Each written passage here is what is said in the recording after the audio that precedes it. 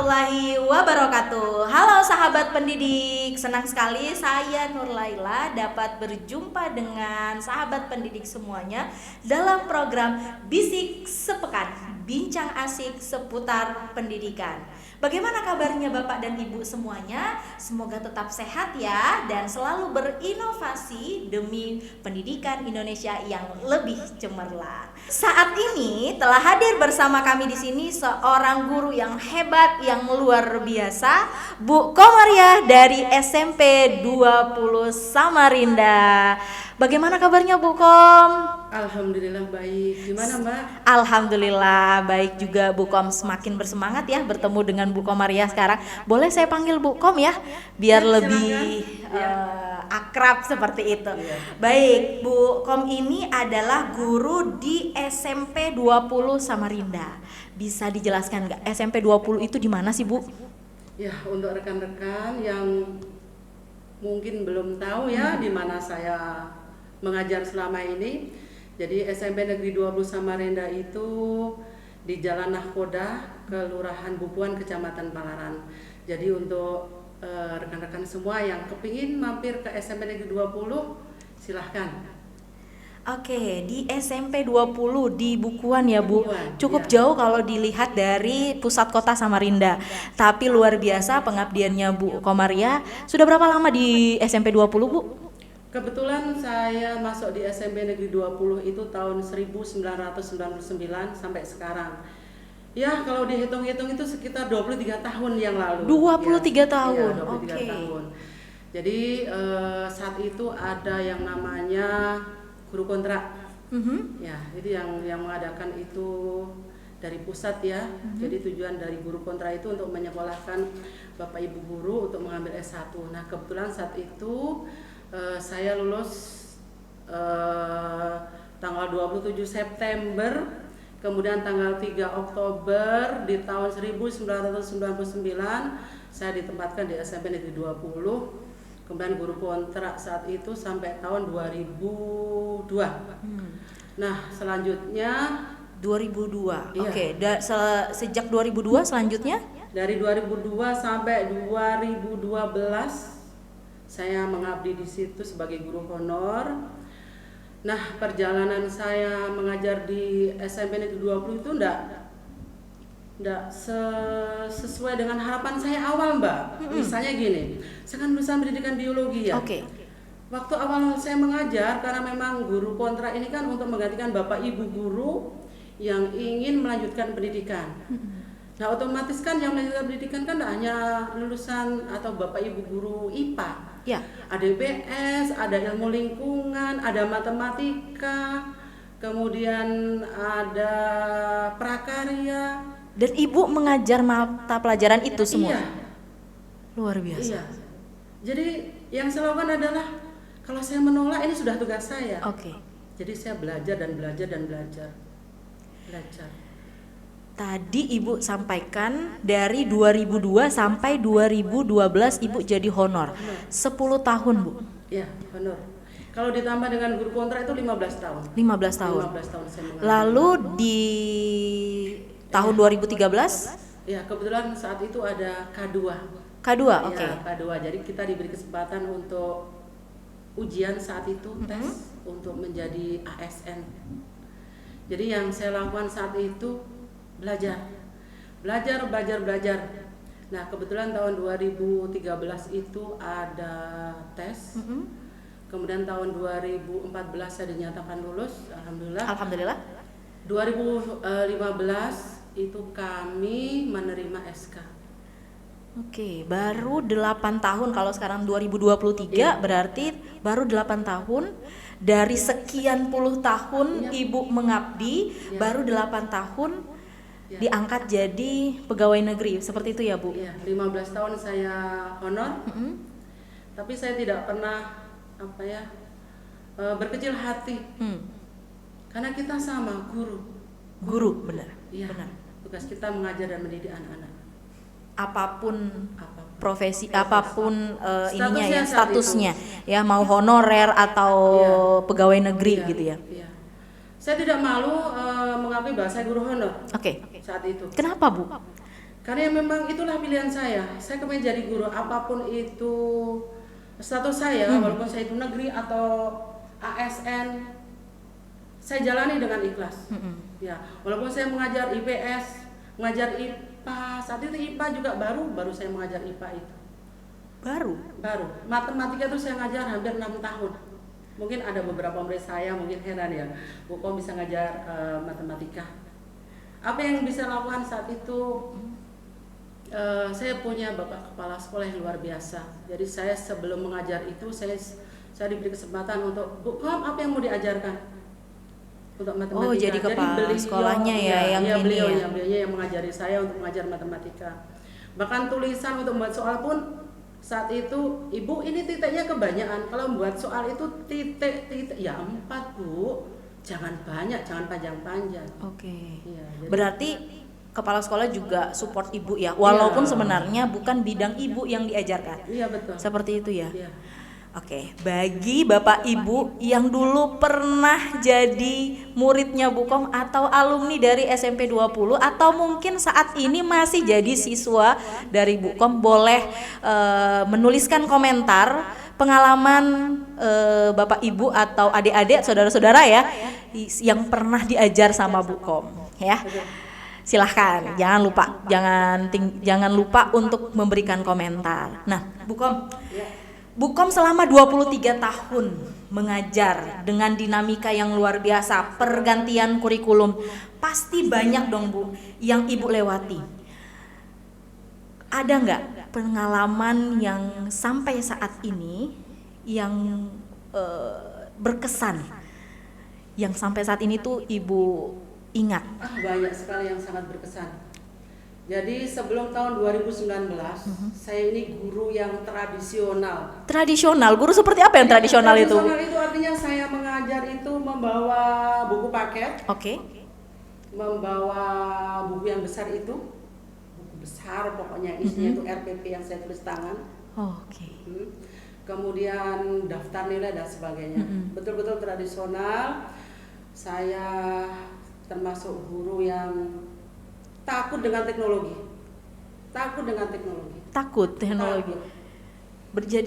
Jadi saya itu orang yang saat itu tidak mau belajar menggunakan laptop. Saya gaptek kata orang itu ya. Betul-betul tidak mau. Kenapa? Di pikiran saya itu ada seperti itu. Karena apa?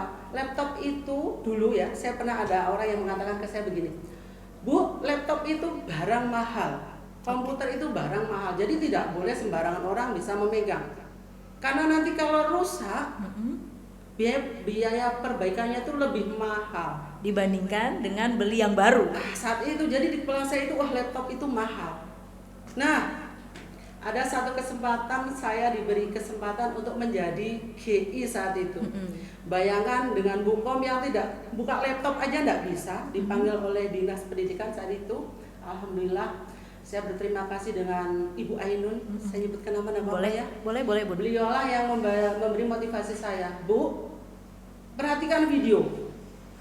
Video, saya disuruh melihat video, mohon maaf saat itu ada anjing yang bisa merokok. Bu Ainun cuma bilang begini, masa kalah sama itu? Dalam hati saya, Masya Allah, saya Allah suruh nonton seperti itu. Itu loh Bu bisa, kenapa kita tidak bisa? Laptop itu benda mati Bu, bisa Ibu pegang. Kalau rusak pun bisa diperbaiki. Ya. Nah, di saat itu saya hanya ada kata-kata begini. Ya Bu, saya mau berusaha belajar dan dibantu oleh teman-teman. Alhamdulillah berangkatlah saya ke Banjarmasin hanya dengan modal bisa ngetik, menyalakan menyalakan laptop. Kemudian di situ ada PC ya. Terus nanti ada Word. Kemudian nanti kalau saya ngetik beberapa baru nyimpan. Itu aja modal saya waktu itu. Dan luar biasanya di situ saya bertemu dengan teman-teman yang mau membantu walaupun saya ngetik itu hanya pakai ini ya 11 jari ya. Sementara yang lainnya sudah gitu. Ya. Ibu masih pakai 2 jari telunjuk. Iya. Saya itu waktu kurikulum K13 ya. Di situ ada KI, KD, indikator, dari indikator diturunkan menjadi tujuan pembelajaran, kemudian medianya apa, kemudian di pembelajarannya Itu di situ ada pembukaannya seperti apa, kegiatan ini seperti apa. Nah, di situ saya seperti mendapat pencerahan. Kalau selama ini saya membuat perangkat itu menulis tangan, menulis tangan. Disitulah awal saya mau belajar laptop ya.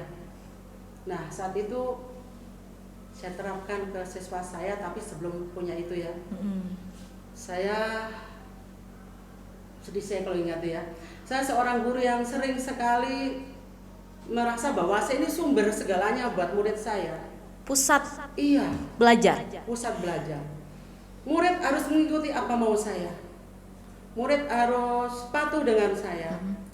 Murid harus sesuai dengan apa yang saya mau. Jadi saat itu kalau ada siswa yang tidak mengerjakan tugas, entah itu PR, entah itu tugas berupa proyek, ya misalnya, oh hari ini anak-anak kita akan mempelajari tentang tumbuhan, akar tumbuhan ya, dikotil monokotil. Jadi kepala saya itu udah isinya anak-anak itu membawa bahan. Ternyata dari 5 kelompok ini yang tidak membawa 3 kelompok atau 2 kelompok, sudah itu saya langsung, ini diapain ini anak ini? Sudah langsung gini, sudah keluar, hitung semut. Hitung semut. Jadi maksud saya itu carilah berbagai macam spesies semut, kemudian hitung populasinya berapa. Berapa lama mereka di sana sampai pelajaran saya habis. Bayangkan tuh, 3 kali 40 menit mereka di luar, enggak saya lihat sama sekali. Jahat sekali saya saat itu ya. Itu yang pertama. Yang kedua, misalnya lagi nih, kebetulan kan saya ngajar IPA terpadu saat itu ya, ngajar fisika, ngajar biologi. Walaupun saya itu lulusan biologi, otomatis ilmu saya kan biologi gitu. Sementara dituntut untuk belajar fisika. Jadi apa yang saya lakukan? Belajar. Saya bertanya kepada teman-teman yang betul-betul lulusan fisika, kayak apa cara belajar fisika itu seperti apa. Bahkan saat itu kan saya mengajar itu kelas 9. Sementara materi kelas 9 kalau Mbak Lela tahu kan di situ listrik statis, listrik dinamis, kemagnetan dan sebagainya. Jadi saya sebelum mengajar itu belajar dan belajar dan belajar dan belajar. Dari konsep, rumus, cara mengerjakan soal ya sebelum kita tampil ke kelas. Itu kan betul-betul saya harus belajar ini ibaratnya 2-3 malam. Sementara ada siswa saya kasih soal 5 ini tidak mengerjakan sama sekali, langsung saya hukum. Hukumannya silakan kerjakan di lorong. Padahal loh ya, dia tidak mengerjakan, mungkin tidak tahu ya cara atau tidak mengerti, tidak gitu mengerti. ya. Tapi saat itu saya nggak mau tahu itu. Silakan 5 kali lipat, 10 kali lipat. Nah, jadi kalau 5 soal fisika harus mengerjakan misalnya 5 kali, berarti harus mengerjakan 25 soal kali fisika. Karena mungkin saja ibu menganggap bahwa ibu sudah belajar, sudah maksimal kepada murid, tapi muridnya kok timbal baliknya tidak sama seperti yang diharapkan. Akhirnya mungkin timbullah perasaan-perasaan yang tidak terima. Timbal baliknya kok nggak sesuai. Akhirnya timbullah hukuman itu. Hukuman. Dan yang terakhir itu yang hukuman menurut saya sampai sekarang itu, kenapa kok saya pernah seperti itu ya, mohon maaf ya untuk murid-murid saya yang mungkin mendengar acara ini ya. Saya tuh paling suka kalau ngajar itu dalam kondisi tenang, tidak berisik. Tenang, adem, ayem, anteng pokoknya. Tahu tiba-tiba ada murid saya yang gendangan, pukul-pukul meja. Anak SMP ya? Pukul-pukul meja. Itu dengan spontan saya bilang, kalau kamu tetap seperti itu, ini jari saya nunjuk ini 1000 kali lipat. Saya berjanji tidak akan memukul meja. Dituliskan. Ditulis. Besok pagi kumpul. Jadi, masya Allah saat itu ya, di mana nurani saya membayangkan anak SMP kelas 3 menulis saya berjanji tidak akan memukul meja. 1000 kali lipat, besok pagi saya suruh kumpul. Jadi 1000 kali Bunda. 1000 bahkan saya membayangkannya saja menakutkan ya hukuman bahkan itu. Saya sendiri kalau saya ingat saat itu ya, masa jahiliyah saya anggap, masa tradisional saya sebagai guru, saya malu. Nah pada kesempatan ini mungkin ya saya bisa meminta maaf kepada mereka mungkin ya. Nanti mungkin bisa kita sharing-sharing selanjutnya ya. Sebenarnya kan kalau dari ceritanya Bu Kom ini ada hal yang mungkin pemicu. Itu kan sebenarnya yang anak-anak yang memukul meja itu kan pemicu ya. Iya. Karena ibu itu adalah orang yang suka mengajar dalam keadaan hening, tenang, Betul. dan murid-murid wajib harus memperhatikan ibu apapun metode yang diajarkan ibu. Lalu tiba-tiba ada oknum anak yang melakukan hal di luar rencana ibu mengajar di situ. Dan mungkin juga ada faktor kelelahan yang tadi mengajarnya banyak pelajaran, banyak kelas seperti itu ya. Lalu timbullah hukuman-hukuman yang luar biasa, menuliskan penyesalan, kalimat penyesalan sebanyak 1000 kalimat. Lalu Bu, kenapa itu yang menjadi hal yang paling Ibu ingat saat ini? Ya mungkin nggak mungkin ini ya. Jadi saya tidak sadar kalau saat itu mungkin ada dampaknya ya. Oke. Dampak dari metode yang saya ajarkan ke murid-murid saya itu ternyata ada beberapa di antara murid saya saat ini menjadi guru seperti seperti saya. Yang membuat saya sedih itu dari beberapa, mungkin tidak beberapa, banyak murid-murid saya yang sudah jadi guru, alhamdulillah mereka sukses. Metodenya yang diterapkan sama persis seperti saya. Sama persis seperti Ibu, Sama menerapkan hukuman. Menerapkan hukuman, menulis berlipat-lipat tadi. Dan alhamdulillahnya saya punya anak ya, anak saya nomor 4 itu kebetulan jadi siswa dari guru yang dulu murid saya Ibu ajar, murid saya. Jadi kalau saya di rumah sedang apa Mbak? Ini loh Mak. Apa? 25 kali lipat, banyak banget ini. Mana satu soal 2 lembar lagi. 20 kali lipat. Siapa nama gurunya? Anak saya nyebut. Saya langsung beristighfar, astagfirullahaladzim. Jadi ini loh yang sudah saya, hasil yang sudah Ibu tuai dulu mengajarkan gurunya anak Ibu, akhirnya dampaknya itu ke anak Ibu. Ya. Tabur tuai ya. Tabur tuai yang benar-benar kita tidak menyangka. Iya, tidak menyangka kalau ternyata yang saya terapkan saat itu akan diterapkan lagi oleh murid saya dulu yang sekarang jadi guru, dan kebetulan guru ini sekarang jadi gurunya anak saya sendiri. Luar biasa. Ya.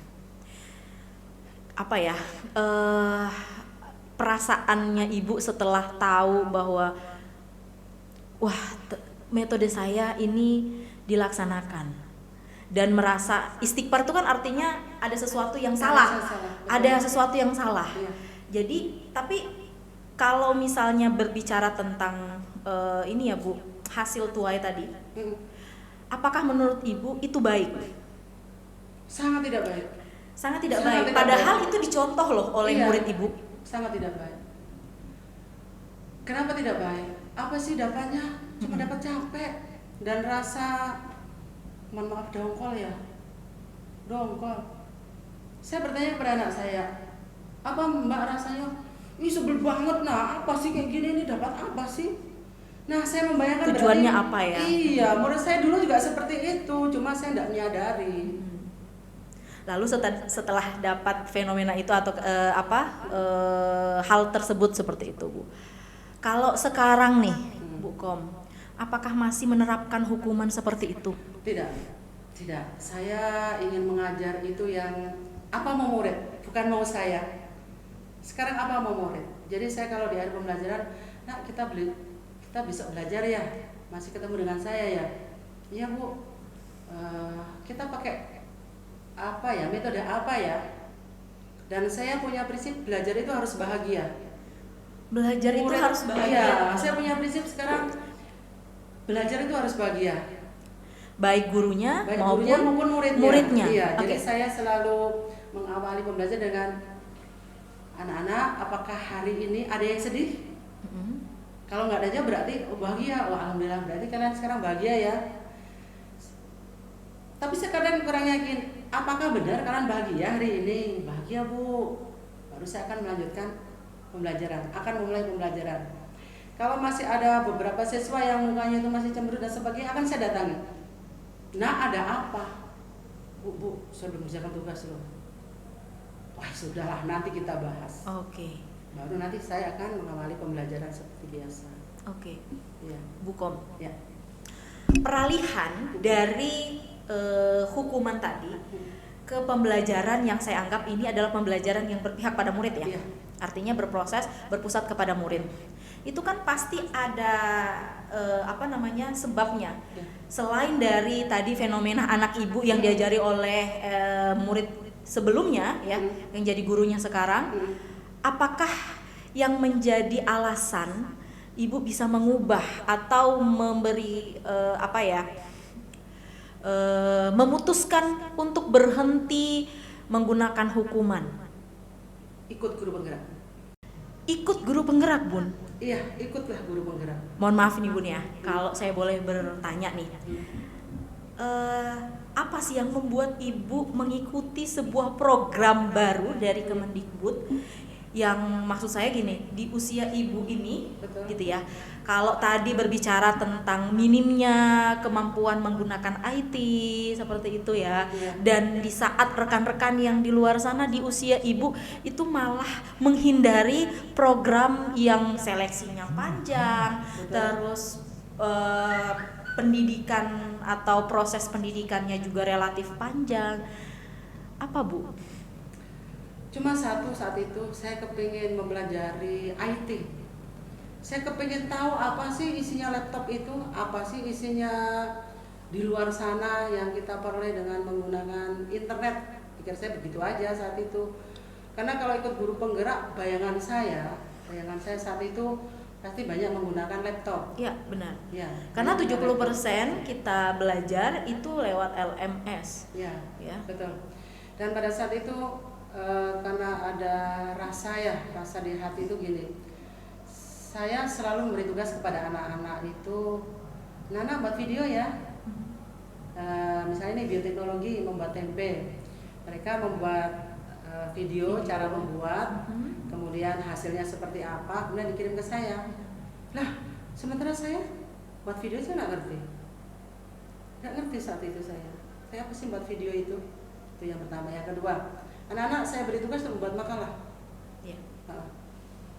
Ke barat ya, nanti di print nama kelompok dan sebagainya, nanti Ya. kumpul ke saya. Jadi saya merasa, loh, saya nyuruh ke murid saya, tapi saya sendiri tidak bisa. Makanya dengan guru penggerak di kepala saya itu pasti tugasnya nanti banyak menggunakan komputer, menggunakan laptop di situ. Saya awalnya tidak tahu apa sih isinya guru penggerak itu. Wong saya ikut gitu aja.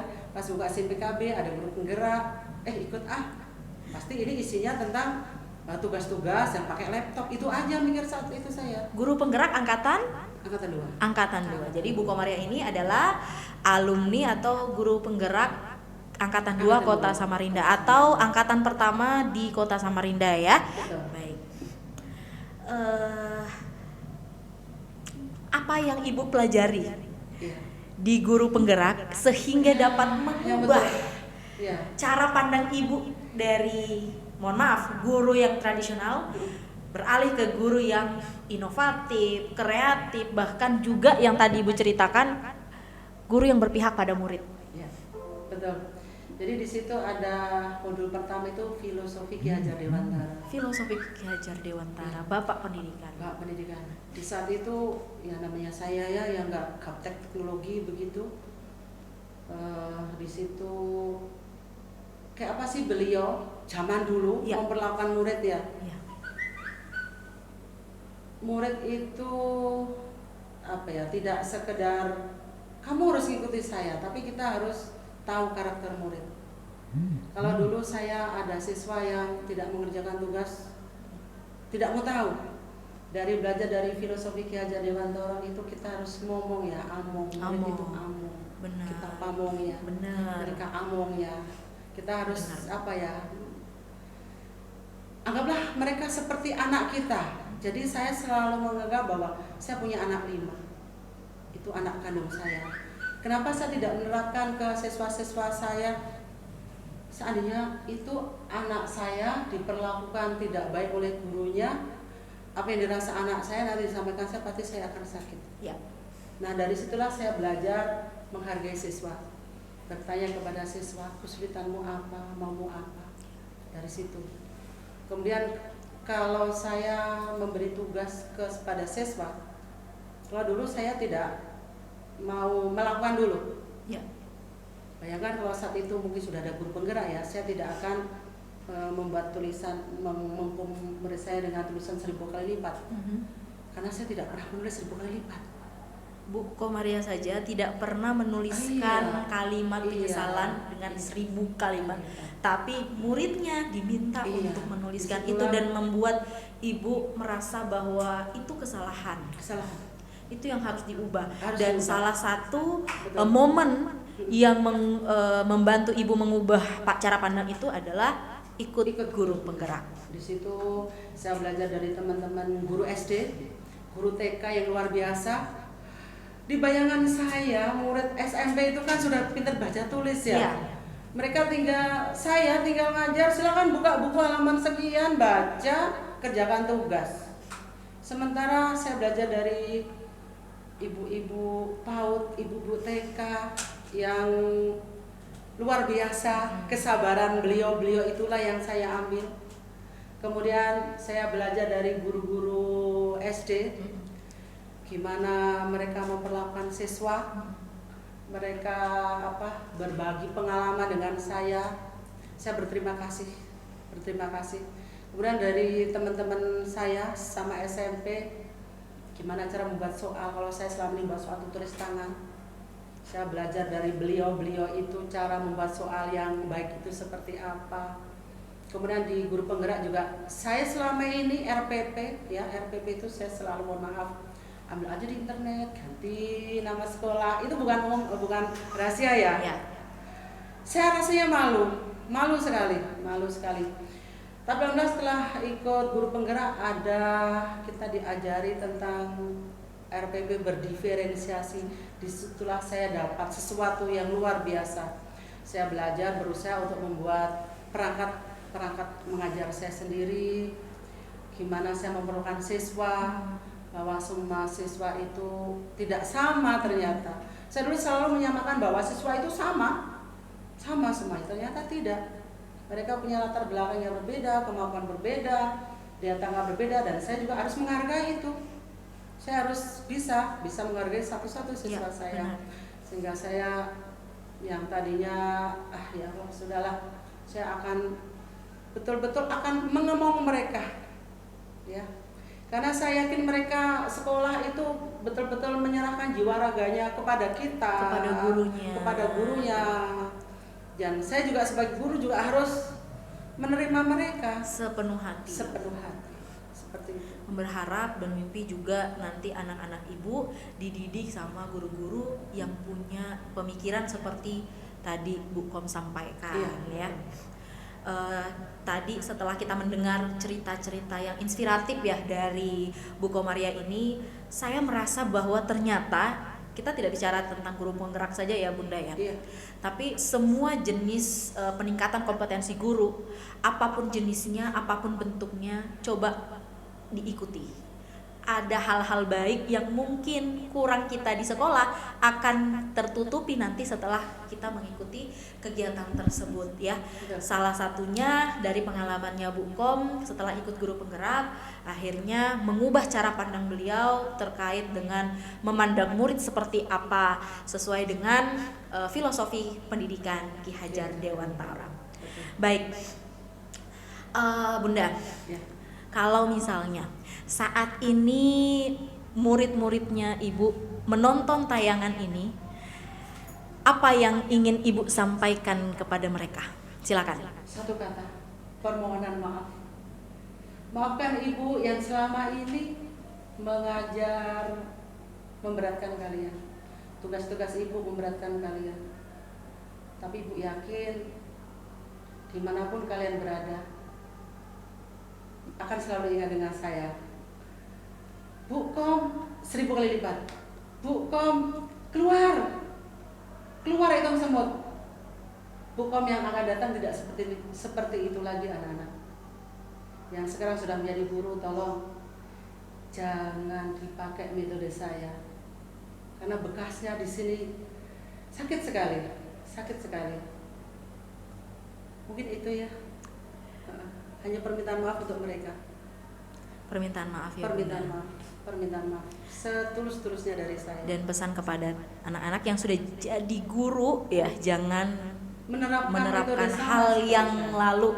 Jadi jangan jadi bukom yang tradisional, ya, tapi jadi bukom yang inovatif, kreatif ya. Betul. Terima kasih Bukom, pengabdian ternyata 23 tahun membuat banyak sekali pengalaman yang Bukom sampaikan ya. Tapi dari sini juga kita belajar bahwa di usia Bukom dengan pengabdian di dunia pendidikan 23 tahun, beliau masih mau mengklik ikut guru penggerak. Dengan berbagai pengalaman, tapi beliau masih mau belajar IT, mau belajar kolaborasi dengan sama teman-teman guru di berbagai jenjang. Apalagi dengan kami yang mungkin minim pengalaman. Ya, saya pribadi sangat malu sekali. Artinya dari pengalaman Bukom ini Bukom saja di usia seperti ini masih mau belajar. Sedangkan kami yang ogah-ogahan main sosial media tanpa ingat waktu ya, Bukom ya. Baik, Bukom, mungkin terakhir dari Bu Komaria, pesan untuk guru-guru yang di luar sana, silahkan. Jangan takut mencoba sesuatu, itu aja. Jangan takut untuk mencoba hal yang baru, karena hal-hal yang baru itu insya Allah akan membuka wawasan kita, menambah pengetahuan kita, yang merupakan bekal kita sebagai pendidik. Itu aja. Jangan takut untuk mencoba hal baru. Luar biasa. Saya nggak akan mungkin cukup satu hari Bu kalau kita berbicara tentang pengalaman 23 tahun Ibu mengabdi di dunia pendidikan. Walaupun dinamikanya ada perubahan dari 23 tahun itu dari Bukom yang tradisional ke modern ya. Kita bisa mungkin saya ngomong sedikit. Waktu saya belajar laptop itu mungkin ya enggak cukup. Hari ini saya bisa. Butuh waktu berbulan-bulan sampai saya bisa ngetik, bikin soal dan sebagainya, bikin video dan sebagainya. Dan luar biasanya anak-anak saya itu mendukung saya, mengajari saya. Walaupun lelah mereka karena mereka juga banyak kesibukan, masih menyempatkan saya untuk menyempatkan dengan saya untuk ngajari saya. Walaupun susah, memang susah sekali, tapi saya selalu kepingin ini kok tidak bisa, kenapa ya? Ini kenapa tidak bisa? Ini kenapa tidak bisa? Saya di diri saya selalu bilang, orang lain bisa, kenapa saya tidak bisa sih? Saya harus bisa. Ibu harus bisa. Dan Ibu pasti bisa. Alhamdulillah. Baik.